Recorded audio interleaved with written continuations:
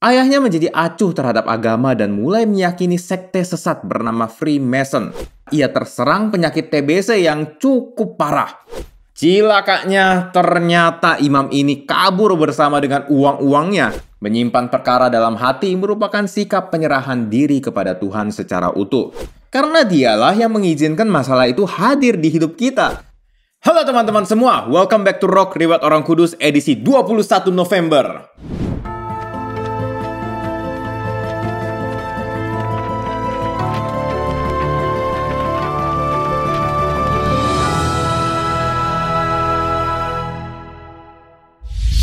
Hari ini kita akan membahas riwayat dari Beata Clelia Merloni.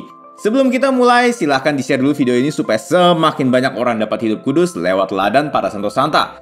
Oke, tanpa berlama-lama lagi, mari kita mulai! Cerita berawal di Forlì, Kerajaan Italia tanggal 10 Maret 1861. Lahirlah seorang bayi perempuan bernama Clelia Merloni.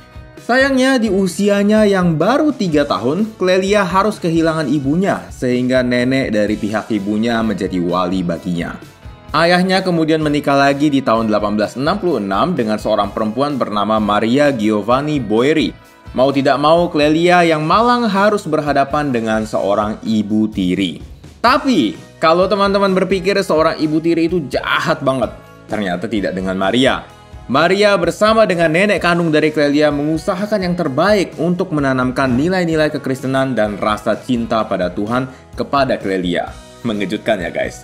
Mungkin ini pertama kalinya ya kita dengar kasus semacam ini. Clelia kemudian tumbuh dengan kasih sayang dari kedua sosok tersebut. Lalu bagaimana dengan ayahnya?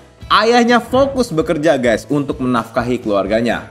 Sangat disayangkan, seiring status sosial dan harta yang dikumpulkan semakin melimpah, ayahnya menjadi acuh terhadap agama dan mulai meyakini sekte sesat bernama Freemason. Di lain sisi, Clelia yang sudah dewasa hidup penuh dengan ketakutan akan Tuhan. Ia lebih tertarik untuk menghabiskan waktunya dalam doa dan keheningan. Padahal ayahnya berharap dia dapat melanjutkan bisnis keluarganya.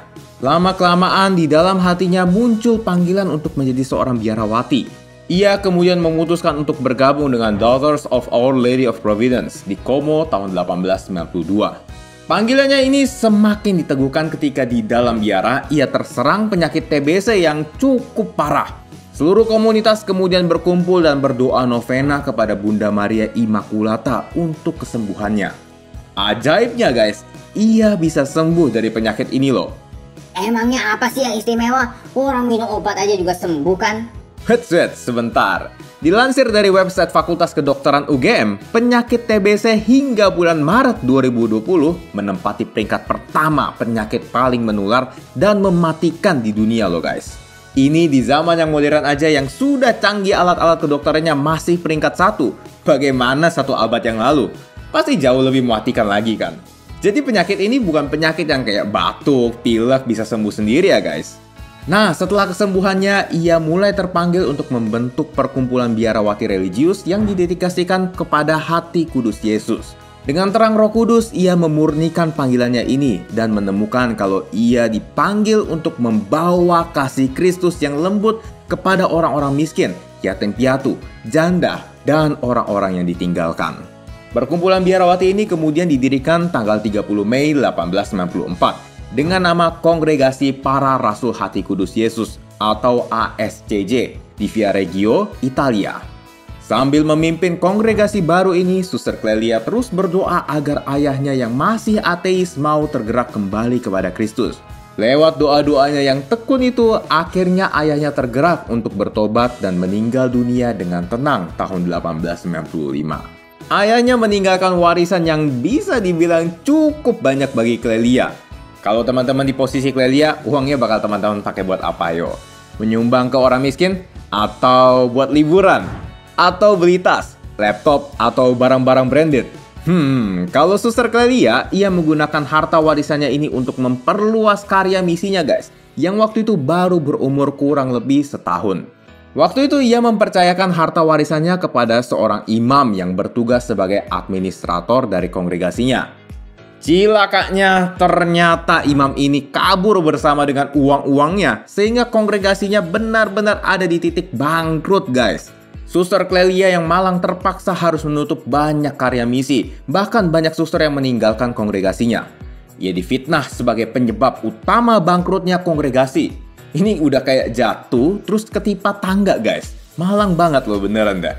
Yang menakjubkan adalah Suster Clelia menyimpan semua permasalahan ini di dalam hatinya tanpa mencemarkan nama pastor yang melarikan uangnya itu. Ia justru menerima semua fitnah itu dengan penuh ketabahan. Ia kemudian dicopot dari jabatannya sebagai superior jenderal dan meninggalkan komunitas susteran yang dia dirikan sendiri guys.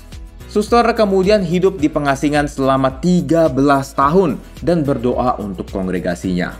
Seiring berjalannya waktu, kongregasi ASCJ berhasil bangkit dari keterpurukan dan di kemudian hari kembali menerima Suster Clelia ke generalatnya di Roma tahun 1928.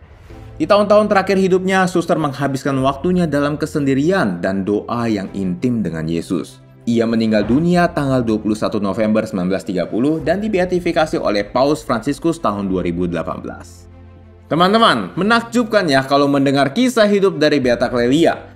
Tentunya ada banyak hal ya yang bisa kita pelajari dari kisah hidupnya. Namun ada satu poin yang menarik banget nih dari kisah hidupnya, yaitu menyimpan semua perkaranya dalam hati. Kira-kira teman-teman pasti pernah dengar ya kalimat barusan.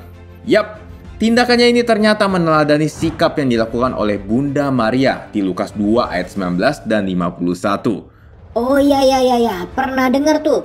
Berarti jadinya mendem gitu ya kita ya? Bukan mendem kayak dendam gitu ya. Jadi sikap ini adalah sikap yang tidak banyak bicara ataupun bergosip terhadap masalah-masalah yang sedang ia alami. Menyimpan perkara dalam hati merupakan sikap penyerahan diri kepada Tuhan secara utuh. Berapa banyak dari kita yang kalau mendapat masalah lebih cepat curhat kepada teman atau sahabat daripada curhat kepada Tuhan? Berapa banyak dari kita yang setelah curhat dengan teman, jadinya kita bergosip? Hayo, ngaku. Bunda Maria dan Beata Clelia mengajari kita supaya membawa semua permasalahan yang kita hadapi terlebih dahulu kepada Tuhan. Kenapa? Karena dialah yang mengizinkan masalah itu hadir di hidup kita, bukan sahabat atau teman-teman kita.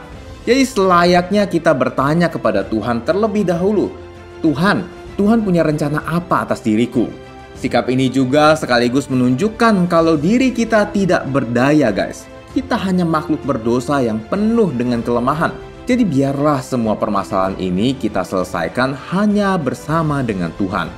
So teman-teman, yuk terus menyimpan segala perkara kehidupan kita ke dalam hati, supaya terjadilah pada kita menurut kehendaknya. Oke guys, begitulah kisah hidup dari Beata Clelia Merloni. Semoga bermanfaat ya untuk kita semua. Terima kasih sudah menonton dan sampai jumpa di Rock edisi selanjutnya. Veloma!